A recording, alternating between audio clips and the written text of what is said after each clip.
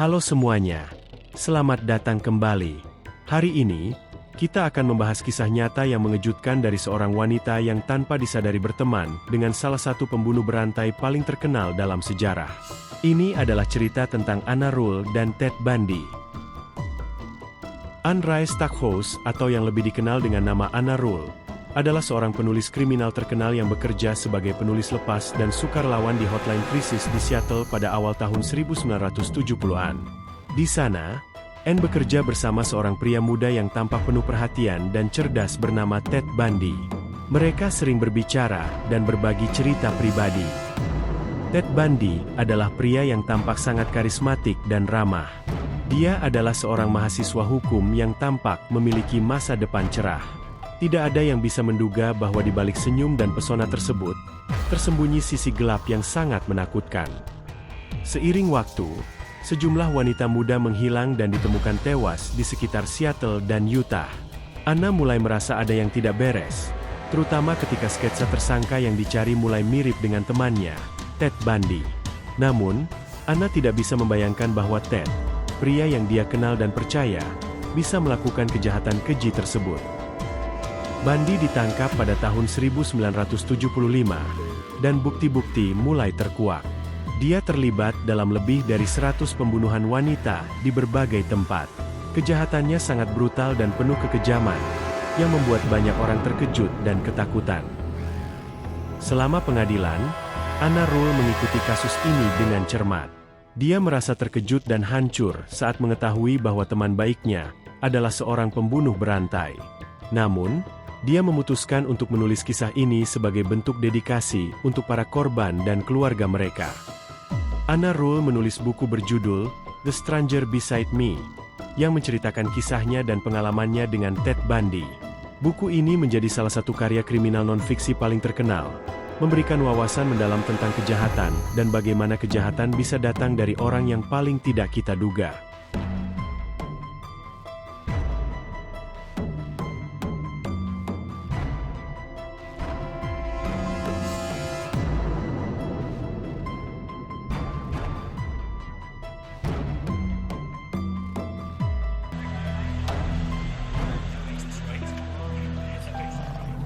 I grew up in a wonderful home with two dedicated and loving parents, one of 5 brothers and sisters. A home where we as children were the focus of my parents' lives, where we regularly attended church. We had 2 Christian parents who did not drink, they did not smoke, there was no gambling, there was no physical abuse or fighting in the home. Basically, I was a normal person. I wasn't some guy hanging out at bars or a bum. I wasn't a pervert in the sense that, people look at somebody and say, I know there's something wrong with them, and just tell. I mean, I was essentially a normal person. I had good friends. I led a normal life, except for this one small but very potent, very destructive segment of it that I kept very secret, very close to myself, and didn't let anybody know about it. And part of the shock and horror for my dear friends and family years ago when I was first arrested was that there was no clue. They looked at me and they looked at the all-American boy.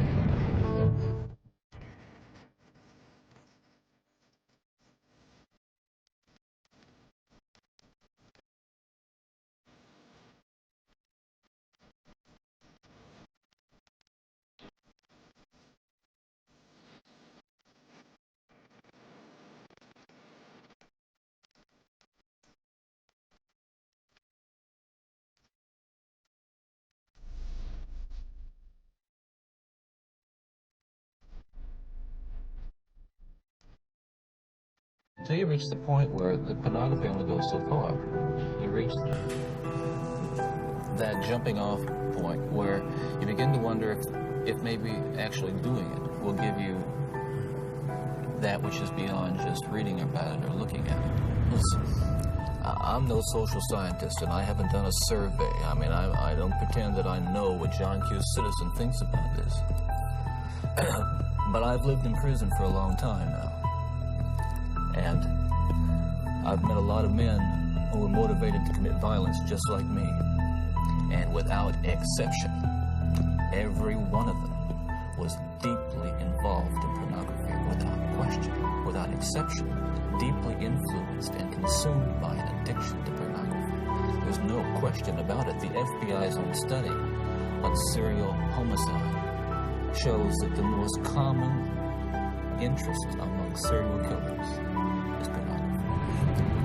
Those of us who have been so much influenced by violence in the media, in particular pornographic violence, are not some kinds of inherent monsters.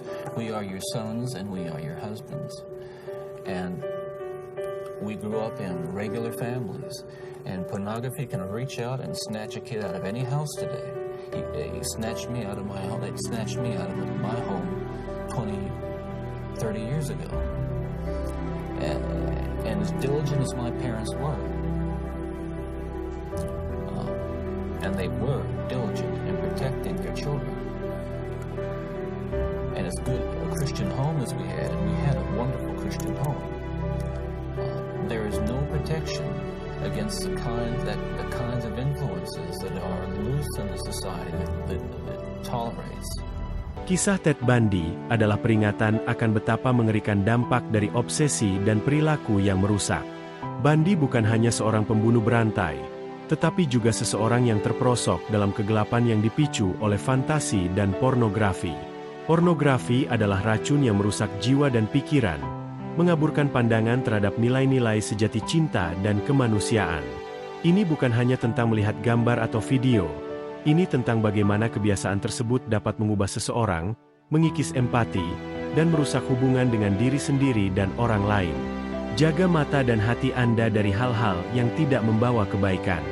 Kemurnian pikiran adalah langkah pertama menuju kebahagiaan dan kedamaian sejati.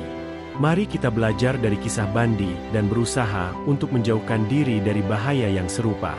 Jika Anda merasa membutuhkan bantuan atau ingin berbicara tentang masalah ini, jangan ragu untuk mencari dukungan dari teman, keluarga, atau profesional. Bersama-sama, kita bisa menciptakan dunia yang lebih baik dan lebih sehat. Subscribe to my channel.